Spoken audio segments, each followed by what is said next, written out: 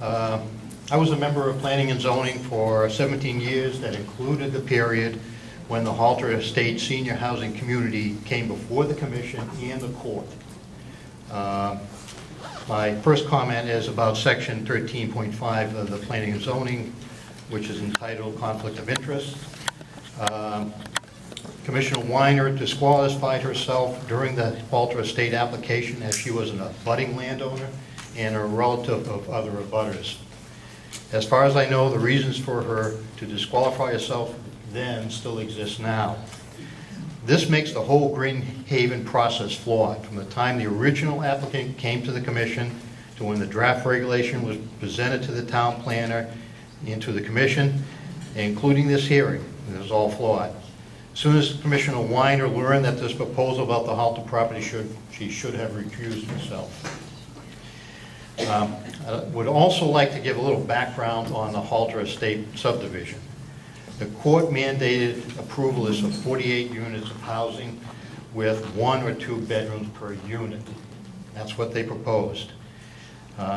15 units were deed restricted as affordable housing. These 48 units in their septic systems used up most of the available land to the point that it was impossible for a Halter Estates applicant to find a place for the drinking water wells. The South Central Connecticut Regional Water Authority estimated the cost at $4 million to run water to the site. And there's an exhibit in the hearing record for the Halter Estate. This makes the development prohibitively expensive. So if you think it's going to happen today, not with a $4 million bill on top of that to get water up to the site. So there's no gun to our head right now. It's just too expensive to happen. The Halter Estate had both good and bad features. It was high density, which has a negative impact on the town, but it also met some of the town's elderly housing needs with, for the 1 and 2 bedroom units while providing some affordable units. Total bedroom accounts, if I remember correctly, was about 80. Just remember that 80.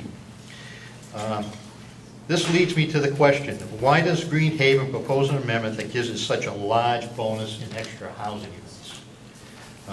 Regular subdivisions are permitted 1 residence per 1.5 or 3 acre zone, depending on where you are. The 32-acre Halter property is in the 3 acre zone, and it may accommodate 10 units, giving, how would you call it, extra 1 as a word, with total of 40 bedrooms. If that's an average of 4 bedrooms per house. The Halter property has 2 acres of wetlands, which drops the total building area to 30 acres. This is according to the Green Haven's amendment, very generous definition of buildable land. Under the proposed open space housing district regulation, 4 bedrooms per acre would be allowed for a potential of 120 bedrooms. Now, I realize the applicant has come back with now only 2.5 per unit. That still equals 87.5 bedrooms. Now, if Halter Estates could basically only find enough room to put the septic systems and no well, where do you expect this thing to go? Despite the increased density asked by the proposed regulation, the town does not get any affordable housing unit, nor is it guaranteed to get any 1 or 2 bedroom units the town needs for our elderly. So does the town gain any benefit from this regulation? No. The starting point of any open space housing development regulation should maintain the same underlying density for the bedrooms as the regular regulations now allow.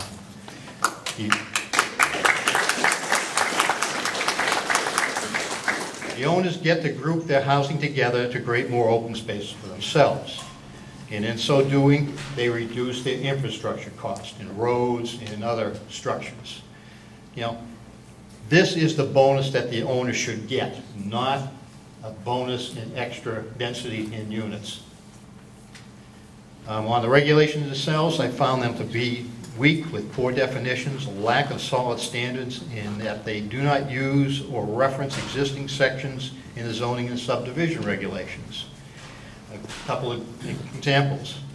For the water supply for purpose of fire suppression, in the district, the water supply proposed for the water suppression, which is 23647, says the water source is subject to the approval by the fire marshal. And that's all it says. Whereas if you take a look at our subdivision regulations, this is section 111.5, the commission shall require the water source to be provided. Now this is much stronger wording.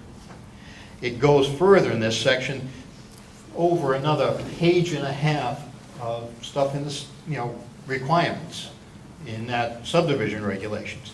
There's also an additional appendix on it that goes on for 5 pages. So 1 paragraph versus almost 8 pages, that doesn't seem right.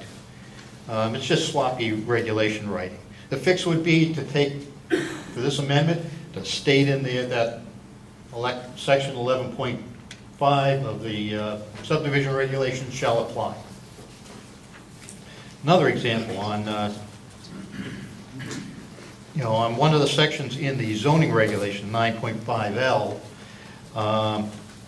that's of the elderly housing one, that specifies the distances, the shortest distance between residential buildings.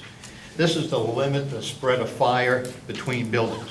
Why doesn't this particular amendment have that same thing in there for public safety?